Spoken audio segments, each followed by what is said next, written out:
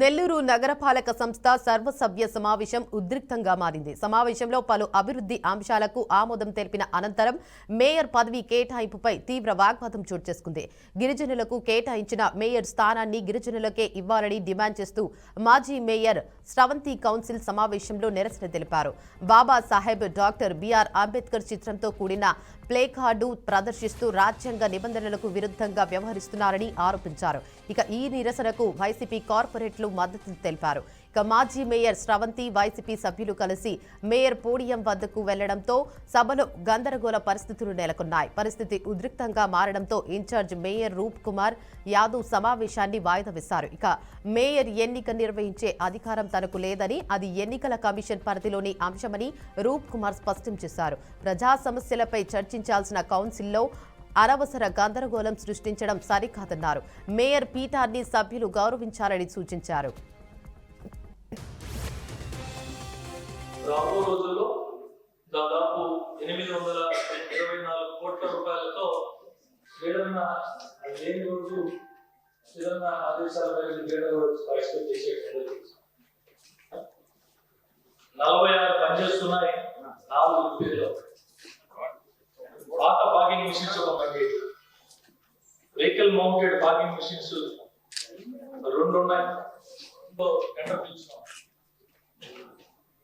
ఈ దోమల మందు పిచికారీ చేసేదానికి ఎక్కడైతే బ్లాక్ స్పాట్స్ ఉన్నాయో, దోమలు అధికంగా ఉన్నాయో అవన్నీ కూడా గుర్తించి అక్కడ మందు చల్లేదానికి ఇది కూడా టెండర్ పిలుచున్నాం. ఈ నెల 17న ఆ టెండర్ స్టేజ్ ఎక్కడ దయచేసి ఇది పద్ధతి కాదు, ఇది పద్ధతి కాదు. గతంలో కూడా చెప్పున్నా, దీనికి ఒక ప్రక్రియ ఉంటుంది. మేయర్ గారు రాజీనామా చేసిన తర్వాత ఏర్పడినటువంటి ఆ ఖాళీకి సంబంధించి నోటిఫికేషన్ ఇవ్వవలసింది రాష్ట్ర ఎన్నికల కమిషన్. మా చేతుల్లో ఏమి లేదు. నేను కాదు నోటిఫికేషన్ ఇవ్వాల్సింది, నా ముందు ధర్నా చేస్తే ఉంటుంది. దీనికి ఒక ప్రక్రియ గతంలోనే చెప్పారు. మీ అందరికీ ఈ సందర్భంగా తెలియజేస్తా ఉన్నా, గతంలో పులిమి శైలజమ్మ గారు మేయర్గా ఉన్నప్పుడు ఆమెని ప్రభుత్వం వారు తొలగిస్తే నూతన మేయర్గా నంది మండలం భానుశ్రీ గారు ఎన్నికయ్యారు. గిరిజన ఓట్లతోటి గెలిచి ఈరోజు నెల్లూరు జిల్లాకి ఎంపీగా ఉన్నటువంటి వేమిరెడ్డి ప్రభాకర్ రెడ్డి గారు కానీ, కోవూరు నియోజకవర్గంలో అధిక మొత్తంలో ఉన్నటువంటి గిరిజనులు వారి ఓట్లతో గెలిచినటువంటి వారి సతీమణి ప్రశాంతి రెడ్డి గారు కానీ, వారి అనుచరుడి కళ్ళల్లో ఆనందం చూడడానికి, వారి కళ్ళల్లో ఆనందం చూసి వాళ్ళు ఆనందపడుతున్నారా అని నేను ఈ సందర్భంగా క్వశ్చన్ చేస్తున్నాను.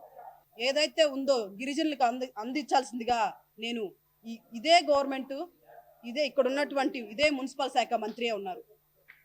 వైజాగ్లో ఏదైతే బీసీ వర్గానికి చెందినటువంటి మేయర్ ఉంటే దించేయడం జరిగింది. 10 రోజుల్లో మళ్ళీ ఎలక్షన్ కమిషన్ నోటిఫికేషన్ ఇచ్చి మళ్ళీ 10 రోజుల్లో అదే వర్గానికి చెందిన వారికి మేయర్ పదవిని ఇవ్వడం జరిగింది. కానీ నెల్లూరు జిల్లాలో మాత్రం గిరిజనులకు వచ్చినటువంటి అవకాశాన్ని వారి అనుచరులకు ఇవ్వాలన్న ఒక ఉద్దేశంతో ఇక్కడ మాత్రం నోటిఫికేషన్ లేట్ అవుతుంది. ఇక్కడ ఉన్నటువంటి మేయర్ పదవి కూడా కాలం కూడా 1 నెల పాటు పైనే గడిచిపోవడం జరిగింది.